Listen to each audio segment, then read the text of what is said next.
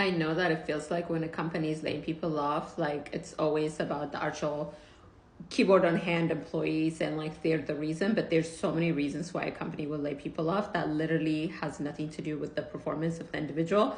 And here are some of the reasons. For example, right now AI is blowing up, and obviously for anybody that's been in the tech space, you know that AI existed for quite some time, but like the level that it's existing now and what we are able to do with generative AI is so grand.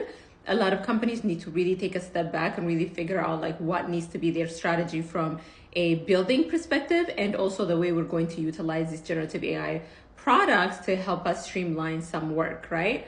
So that could be one of the reasons. The other one is you have to look at the market and the way people are spending money, right? For example, if you work in the airline industry and people are not flying anymore, that has nothing to do with the actual employees that are working on the platform or the pilots or anything like that. It's the actual market. You have to consider the market, where the market is going, and then align your business strategy accordingly. Again, it has nothing to do with the competency of the employees.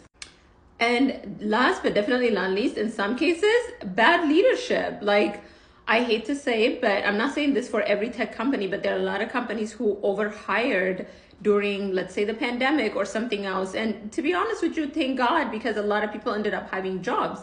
But now they are, air quote, trimming the fat. But the fat is not necessarily the competency of the employees. It's the leadership thought X, Y, and Z was going to happen 3 years down the road. They hired accordingly for that. They were wrong. They made a mistake, right?